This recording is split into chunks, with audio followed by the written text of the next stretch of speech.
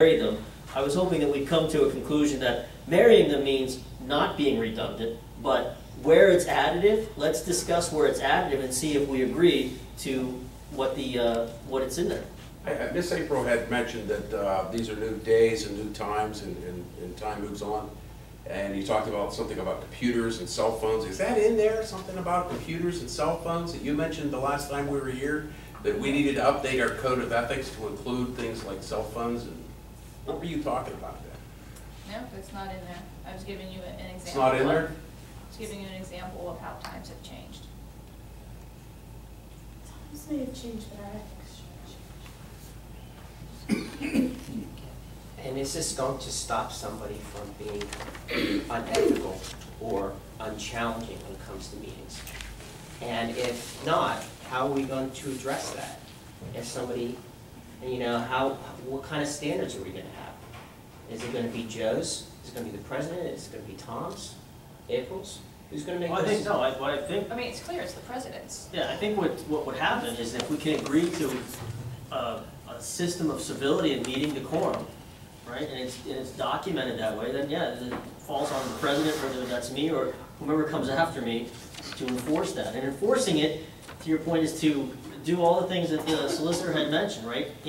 When someone is not behaving in that manner, remove them from the meeting. And I will ask you a couple questions afterwards about the process of that, because I didn't know if that was possible. But I know it's possible either. There's case authority that I mean, obviously,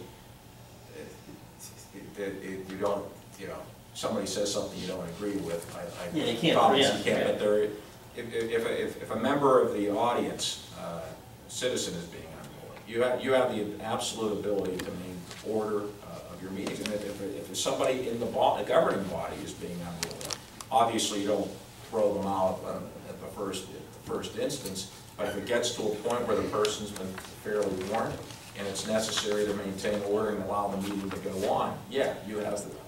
I'm confident that you have that ability. And we also discussed a meeting recess to let the person get under control. And some of the examples that were raised, you know, about why this has been suggested, right, is there has been ugly language used in meetings. There's been profanity. In front of children. Threatening language used in meetings. And these are the things that I think should be easy to address, meaning we should all be in wild agreement that that's inappropriate, right, of a governing body of adults, that not to engage in that. We're not talking about, well, if someone raises their voice or if someone speaks with a particular tone, you know, that's just the nature of people. But unruly, profane, threatening, trying to intimidate, we all know what the difference is when that's happening. And I think at least for me, what the code was trying to address was that, so that we're all on the same page of, yes, that's how we're going to behave, because the ethics doesn't cover that. Well, would Mr. Daly write something up for civility? That's number 13, serve the public with respect, concern, courtesy, and responsiveness, and administer the public's business with professional competence, fairness, impartiality, efficiency, and effectiveness, recognizing that service to the public is beyond service to oneself. So, I mean, that's what it means. Are you reading from? I'm reading from the Code of Ethics. No, that's the new one. That's the new one that's proposed. It's number 13. Number 13, and it's like page 14 or something. Yes. Yeah. I mean, I'm frankly tired of discussing it. I just want to put it to vote. Even with the solicitor saying it seems like it's in draft mode. At the next meeting, I mean. So then what happens? So what happens? You vote on this and then the other one is gone?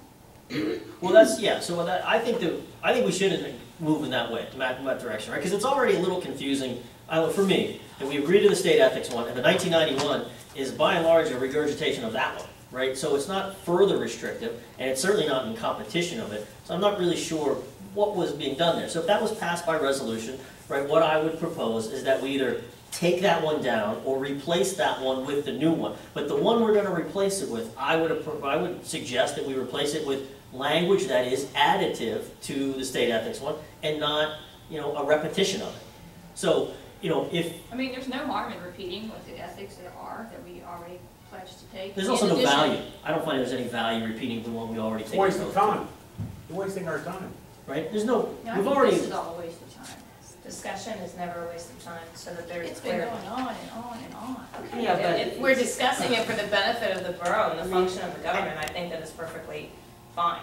Ethics But is a, when it's a people are big, asked to contribute in writing what their changes are, and nobody does, and then we sit and come back to the same meeting to talk about the same things, and no one puts pen to paper. I still have the same concerns about enforcement, and it's not a waste of time. I have the same If it- concerns about it being a repetition It's- since Well, 1999. what have you added? What have you added other than discussion about how you don't like it? And what are we gonna do? No, not that I don't like it, it's a repetition of 1999, it's already there. I love ethics. Let's Just give how it- do you enforce it? Let's give the mayor a minute, see what he has to say. You're talking, horses and dogs, apples and oranges here. Code of ethics has to deal with the governing body. Code of conduct is what I believe that April is looking for decorum in this. So a paragraph stating that profane language, disorderly conduct by any member of council, I believe that's in essence what she's looking. And it's in there. But the thing is to just keep piling, everyone took the oath, now there's one in place, no, it's not in place, but that's not dealing specifically with her problem is with what goes on in these meetings. Her problem is when it gets disorderly, threatening, and profane. That's code of conduct. That has nothing to do with ethics. Nothing. Okay? So it's a code of conduct thing that's enforceable by the president of council, and if they can't take control, and then we call in the troops to come in and take action. So that's I think that you're dealing with, but having a 1999, and then you have the state code of ethics, it's already been on the books for years, now you want to add another one, which just doesn't deal with the particular issue, what we're dealing with, the way you want dealt with, as far as the code of conduct between the members of council and the governing body. Right, which is why I asked the question a few minutes ago, right? Would you be amenable to changing the title to a code of civility and/or code of conduct and making it so that it is additive to what is in the state ethics code, not redundant to what is in the state ethics code? Sure. Okay. Or added to the 1999. Well, I mean, That's, The 1990, I mean, in my view, the 1999 enactment by council, it dovetails with the state ethics code. I mean, whether you repeal that or whether you just keep it in place, it's a practical matter. I don't think it really makes much of a difference. But if you want to add a code of civility, code of conduct, something along those lines could be drafted for council to vote upon and adopt as a policy. And frankly, it's up to you guys at that point to enforce it, and particularly the president, but everybody, quite frankly. all right, so let's close on this, right? Here's what I'll do, right? If April said she was agreeable to changing the name and making it only additive, right? So let's table the 1991 for the moment, right? 99, I'm sorry, not 91. 99 one for a moment, right? Forget about that. I'll go through April's and assure myself that it is additive and not redundant, and it'll be posted on Cubby Wednesday of next week. Please read it, and there'll be a vote to adopt it at the next Monday meeting. It'll be Wednesday of this week. Yeah, this Yes. week. Good point, Wednesday of this week. Thank you. So this is something the council wishes to act upon at the Monday, May 19th meeting. Yes. Okay. We in agreement? Sound good? All right. Let's move on. There isn't anything for budget and finance. Tom, if you want to bring something up, we have an opportunity to bring that up past the agenda meeting. Past when we finish the business agenda, we'll have time. Let's move into Parks and Recreation. Amendment, pool rates, family rate, non-resident school team.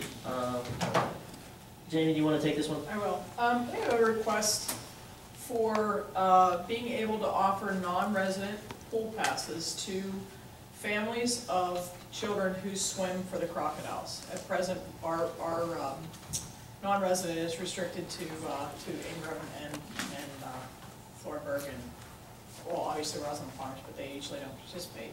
But because we have children who swim our pools, we offer them a non-resident pool individual pass. It will be the opportunity then for their families to get a non-resident pool pass as well. And what were you, what were the rates you were thinking of as they related to the current one? Would it be more, would it be the same? It would be the same as our non-resident family pass, $210. Okay. There probably wouldn't be that many.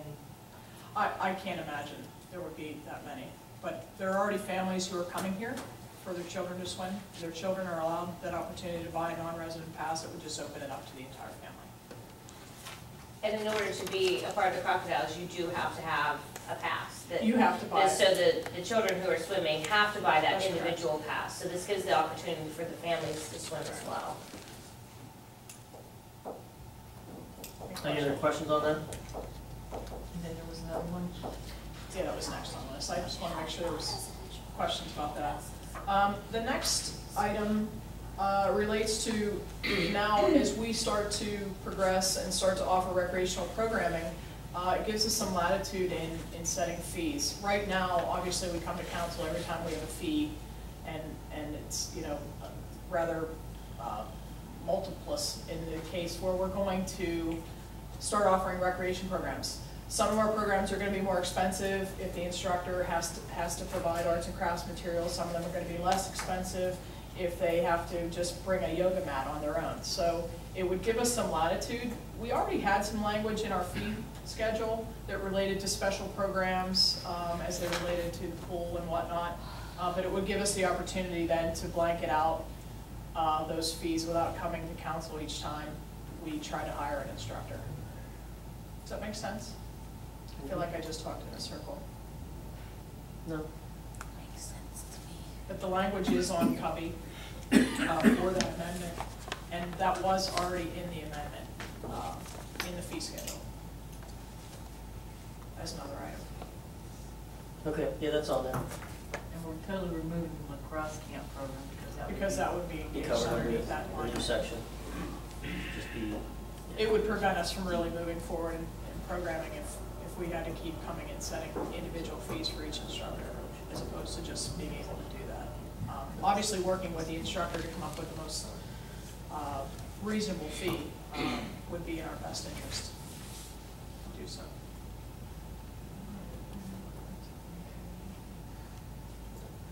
okay, any else on that? I don't think so. On recreation? Yeah. There's one thing, there was 2 names that were left off of the summer hire list last meeting, and we would like to get those actually through, and then we actually didn't type it up on here, huh? No. Okay, so I can just make a motion during the business portion, right? At the end. At the end, okay. So do you want me to mention who they are now or just later? Just wait, Okay. make the motion, and then we'll open it up for discussion. And Okay. answer Sorry, I questions at that point. Okay, Public Works, the award paving contract, Jamie? That's on the, That's on the business agenda. that's on the business I get agenda, that. yes. Okay. Does anybody have any questions about that? We'll have to take questions Okay, then, sure. when it's passed or moved. Public Safety, the Civil Service Commission appointment.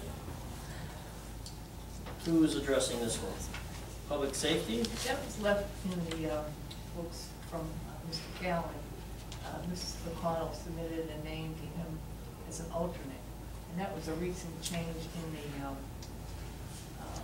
guidelines for civil service. That they can now have an alternate, and it's actually recommended because you need to have 3 members to make a quorum. And the person was recommended, right? And she is, very familiar with a lot of people in Borough. She's on the library board. She was a member of Crawford Celebrates. We provided her general information, her letter of interest. And again, this would just be serving as an alternate on the Civil Service Commission, not an actual board member. She would be an alternate if one of the members were absent. So just to remind everyone, right, her information is in the packet. I'd ask you to please review it. And we'd vote on this at the next meeting, and let's please invite her to come to the meeting. And if she wants to come to the meeting, she can. But aside from that, we have the information we need to make a vote at the next meeting, whether she's there or not. Yeah, I have a question. Isn't it appropriate that a member of council be appointed to the Civil Service Commission? Isn't that? Yes, the Borough Code allows for 1 member of the council to be appointed. Yeah. Wouldn't that be more appropriate? a member Well, of we have council? a full membership, this is an alternate. It's just an alternate. You could actually appoint 2 or 3 alternates. So did she just randomly come forward and say, I want to be an alternate, or did we reach out and say that we needed to have alternates and that's how people knew? Because this was a recent change in the civil service rulings, Susan O'Connell was active, of course, on our civil service commission, and she is also on the library board, so I guess she must have been talking with Lynn Nickel, who is the candidate here, and she expressed an interest in it, so Susan came forward and gave her name. Do we currently have, who is the current council person on civil service? Susan. It was It Susan, was Susan. so we don't have one now. Right. Okay. Is all on that. I would like to, I've got an interest in being appointed to that commission. Alice Piskuric, A.J. Piskuric is on the board, and Mrs. Witt, Maria Witt, And Susan, and Susan, yeah. They're the 3 main members. and they have a term, right? So, Right, they're 6-year terms. They're staggered 6-year terms. Matter of fact, Susan O'Connell's term is up this July, and she's already expressed an interest in being reappointed. But she did say that more than one alternate can be appointed, so.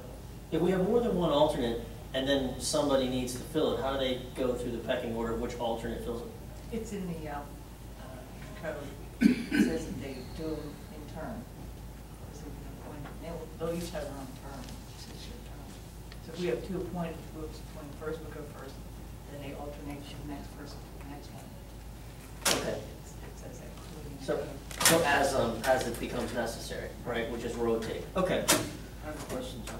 Mhm. The council appointment for the Civil Service Commission, that's not an alternate.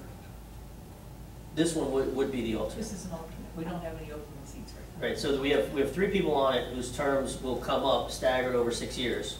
The new code says we also must have at least one alternate. Okay. So, My question is, there's not a requirement to have one person from the governing body on that commission. No, no. but you can have one on there without having a conflict of interest. I just want to be sure that because Susan's no longer on council, that they're not required to have one on Not there. required to have one. Her term is up in July, maybe I could be considered for it. Yeah. Yeah, so let's, we'll put one up for, let's put her up for vote, ask her to attend the meeting, as the alternate, and then Fred, you can look to the vacancy, or not that, it's not a vacancy, but when her term is up, right, we'll consider that at that time. So on the record, I do have an interest. Okay, nothing in ordinance? Mr. Brown? Comprehensive planning, April, do you want to give us an update on the intergovernmental cooperation agreement with Ingram and Roslyn? Excuse me, I'm sorry. Go ahead.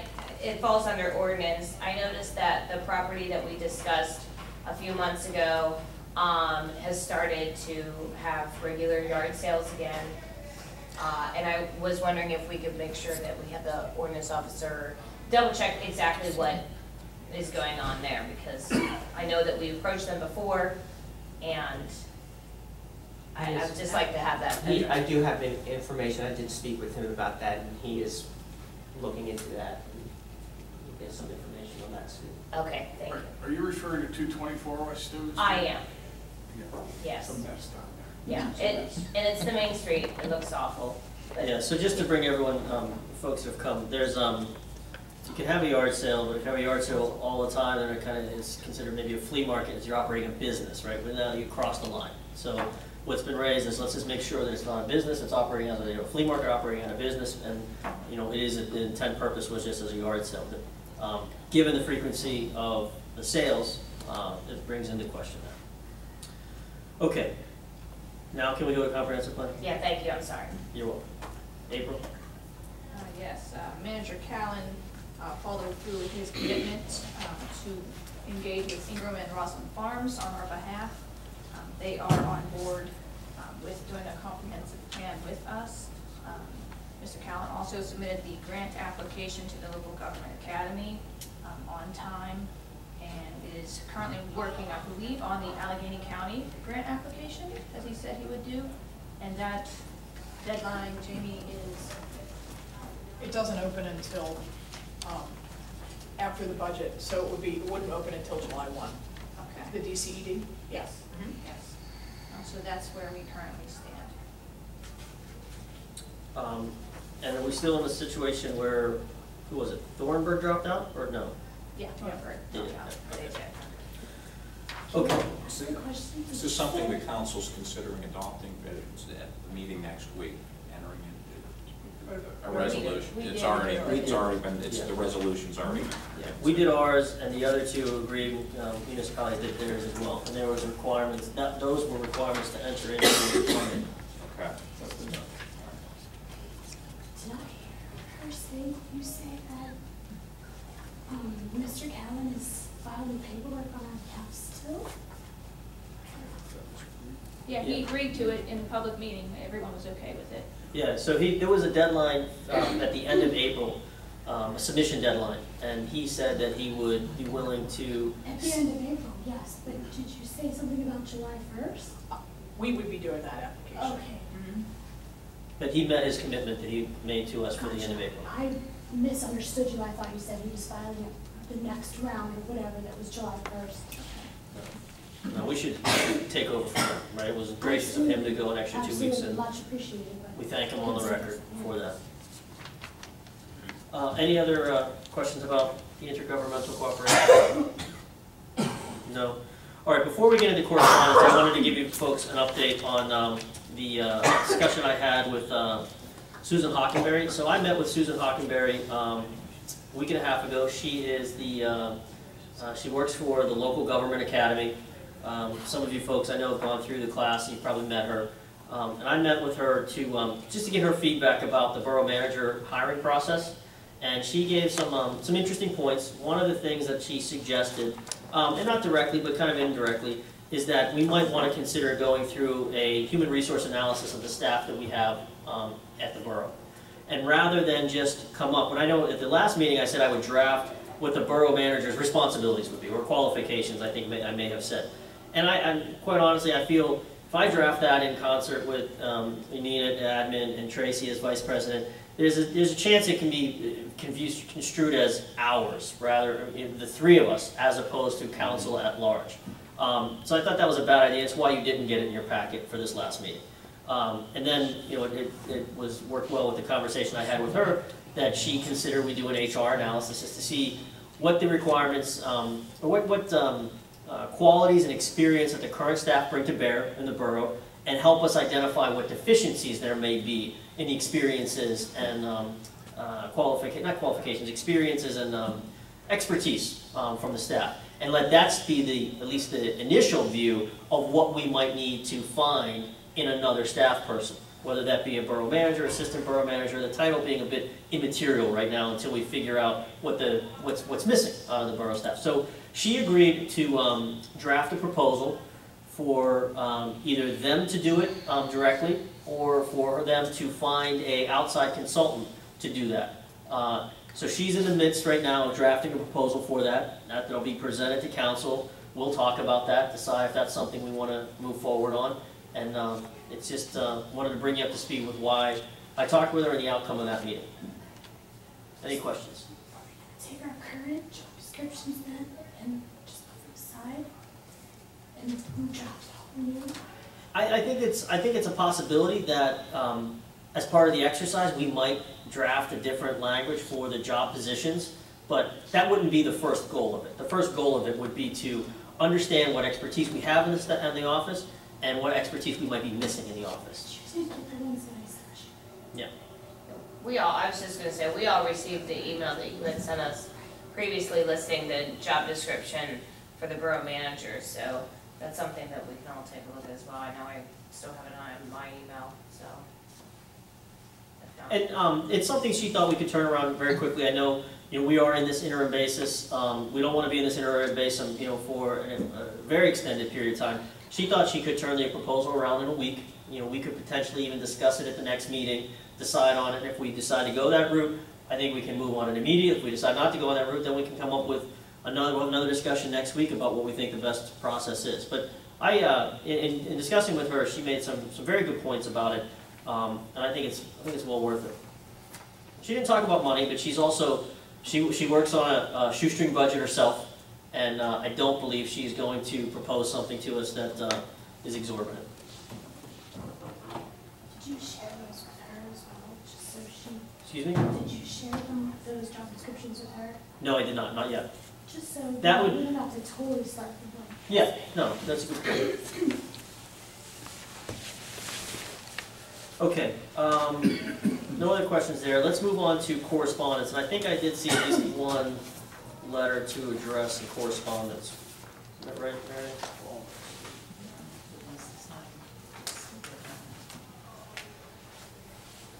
Did everyone read Ms. Nichols' letter about requesting a no outlet sign at Walnut Street, Walnut and McMunn?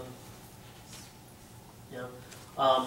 Yes. Yeah, so, do we want to, this falls under ordinance, do we want to, task or ask Mr. O'Brien to take this cause up, go through the process? No? Doesn't need It's an an ordinance? informational sign. Just an I information- talked to Dave, he said it probably doesn't fall under an ordinance. Okay. Does anybody have a no outlet sign? It's not a major cost burden, I would think, right? $100.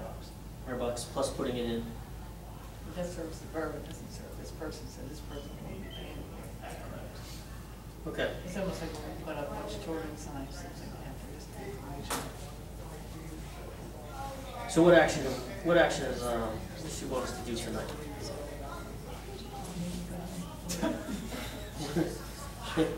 Put the sign up, that's all. Yeah. Put it up. We don't have to make a motion for Everybody this, okay with right? that? Jamie, deal with this letter. All right? Fair enough. There was no other correspondence, was there? I was much salt. Executive manager report, salt board. I forgot to do that, but I can't. Let's talk about it at the end of the manager report. Okay. All right, let's jump directly into the manager's report. Well, this would be nice and brief since I've already discussed some of these items. The infrastructure projects I've already discussed. Woodlawn and Crafton Boulevard is on the agenda for action. On the note of the playground, we're probably going to be a week behind. We had some missing parts from the manufacturer and some crappy weather, so my hope at this point is for May 31st grand opening, but I will keep you posted as we get closer to that. My hope is that as I jump down to the cleanup and Arbor Day, that we have about 65 of them raking wood fiber mulch down as safety surfacing, so we may use them in a different manner than we had anticipated. The rate resolutions obviously were as part of the discussion, as was the junior council member. The Comcast agreement will be on the next agenda for action, the resolution. Public Works, next meeting with the union rep scheduled for this Thursday. Obviously, the employee handbook on copy for comment. This Thursday, I'm also meeting with the county and Magistrate Joyce to go over the lease agreement and discuss a potential increase with them. But is he out of the lease now? Because it seems like it's been around for a while. We're just working off the previous lease, essentially month to month. It expired. It expired. When did it expire? January.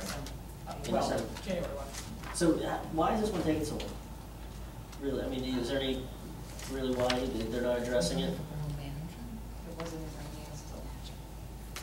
They did not have the information that they needed. Okay, So, all right, so you think we might be able to get, move on this pretty quickly then? Yes, yeah. All right. Magistrate Joyce had some issues from the previous contract that he wants to discuss in terms of maintenance and care, and so we'll address those on Thursday and see if we can't get this figured out quickly. So I would just say, if you come to quick agreement on that on Thursday, we could potentially vote on that next week, right? No, it has, Department. Okay, Yeah, all right, it's- so the next month meeting. They've been paying the rent based on last year's rates, or at least we're getting the rent. right. All right, Not the increase. fair enough. We did receive DCD approval. I believe the documents were signed today, and we will have a Thursday close for the property situation. And I did meet with Mark Schuster to start designing processes for implementation of eCollect and how we can move forward in trying to get some of that information from April's already reported on the multi-municipal development plan, and